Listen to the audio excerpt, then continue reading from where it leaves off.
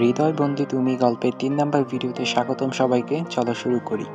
অবন্তীর চোখের পানি টলমল করছে, কিন্তু আদ্রিয়ানের পাথরের বুকে সেই পানির কোনোই দাম নেই। সে যেন এক শিকারী, সে শিকারকে জালে বন্দি করে রেখে এখন উল্লাস করছে। আদ্রিয়ান ঘর থেকে বেরিয়ে যাওয়ার সময় শেষবারের মতো শাসিয়ে গেল। 10 মিনিট সময় দিলাম অবু, শাড়িটা না পরলে আমি নিজেই তোমাকে পরিয়ে দেব। Choice yours. দরজাটা সশব্দে বন্ধ হয়ে গেল। অবন্তী বিছানার উপরে রাখা সে সাদা রেশমি শাড়িটার দিকে তাকালো। শাড়িটা সাধারণ নয়, আঁচল জুড়ে রূপালী সুতার মতো কারুকাজ করা এবং ছোট ছোট হিরে বসানো। আদ্রিয়ানের অবিভাজ্যতা যেন এই কাপড়ের ভাঁজে ভাঁজে মিশে আছে। অগত্যা অবন্তী শাড়িটা পরে নিল। আয়নার সামনে দাঁড়িয়ে নিজেকে সে দেখে নিজে চিনতে পারছে না। আলু থালু চুল, ফোলা ঠোঁট আর পরনে আদ্রিয়ানের দেওয়া শাড়ি, সব মিলিয়ে এক বন্দি রাজকুমারীর মতো লাগছে তাকে। ঠিক 10 মিনিট পর আদ্রিয়ান আবার ঘরে ঢুকল। এবার তার পরনে ধবধবে সাদা পাঞ্জাবি। অবন্তীকে দেখে তার চোখে এক মুহূর্তের জন্য ঘোর লেগে গেল। সে ধীর পায়ে এগিয়ে এসে অবন্তীর পেছনে দাঁড়ালো।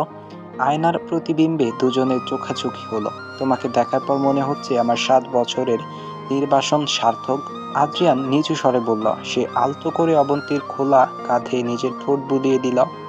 অবন্তী শিউরে উঠল, কিন্তু এবার আর দূরে সরে গেল না।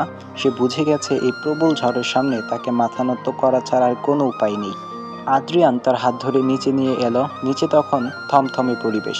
কাজী সাহেব বসে আছেন, পাশে আয়ন আর অবন্তীর বাবা রহমান সাহেব। রহমান সাহেবের মুখটা ফ্যাকাশে হয়ে গেছে।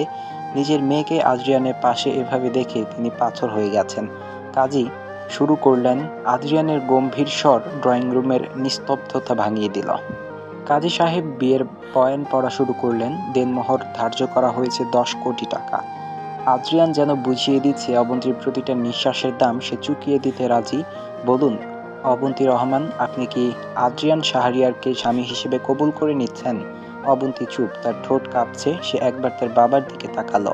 রহমান সাহেব চোখ নামিয়ে নিলেন। তিনি অসহায়। আদ্রিয়ানের ক্ষমতার কাছে সে আজ পরাজিত।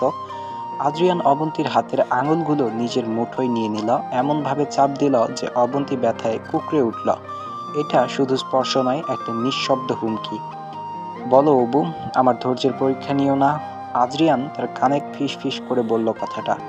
অবন্তী চোখ তৃপ্ত করে এক ফোঁটা জল ফেলে তারপর ভাঙা গলায় বলল, কবুল। 3 বার কবুল বলার পর যখন সই করার পালা এলো, আদ্রিয়ান নিজের কলমটা অবন্তীর হাতে ধরিয়ে দিল। অবন্তী কাঁপা কাঁপা হাতে সই করল। আজ থেকে সে আইনগত অবন্তী আদ্রিয়ান শাহরিয়ারের। সবাই চলে যাবার পর আদ্রিয়ান অবন্তীকে নিয়ে আবার সেই ঘরে ফিরে এলো। আয়ন বিদায় নেওয়ার আগে আদ্রিয়ানের কাঁধে হাত রেখে বলল, দোস্ত, বাসর রাতে একটু নরম হোস, মেয়েটা জাস্ট শোকে আছে। আদ্রিয়ান বাঁকা হাসল। ঘরটায় এখন শুধু নীল আলো জ্বলছে, ফুলের গন্ধে বাতাস মাতাল হয়ে আছে। আদ্রিয়ান দরজাটা লক করে দিয়ে অবন্তীর দিকে ফিরে তাকালো। অবন্তী বিছানার এক কোণে জড়সড় হয়ে বসে আছে। আদ্রিয়ান তার পাঞ্জাবির হাতা গুটিয়ে নিয়ে এলো। সে বিছানায় বসে অবন্তীর 2 পা টেনে নিজের কোলের ওপর রাখল। এখন থেকে তোমার পুরো জগৎ এই 4 দেওয়ালের ভেতর অবু। বাইরে সূর্য উঠবে কি উঠবে না সেটা আমি ঠিক করব। তুমি কি আমাকে সারা জীবন এভাবে বন্দি করে রাখবে? অবন্তী ডুকরে কেঁদে উঠল কথাটা বলে।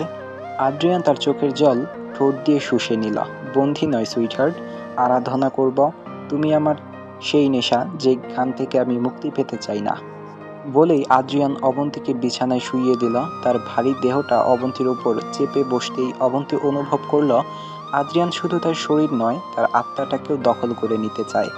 রাতের নিস্তব্ধতা ভেদ করে শুধু অবন্তীর চাপা কান্নার শব্দ শোনা গেল, যা আদ্রিয়ানের গম্ভীর চুম্বনের এক সময় মিলিয়ে গেল। শহরে আলো নিভে গেলেও এই ফার্ম হাউসের ভেতর এক নতুন রাজত্ব শুরু হলো। তো গাইস, 3 নাম্বার পর্বের জন্য গল্পটা এতটুকুই ছিল। আশা করি গল্পটা তোমাদের ভালো লাগছে এবং চতুর্থ পর্বের জন্য অবশ্যই তোমরা ওয়েট করবা।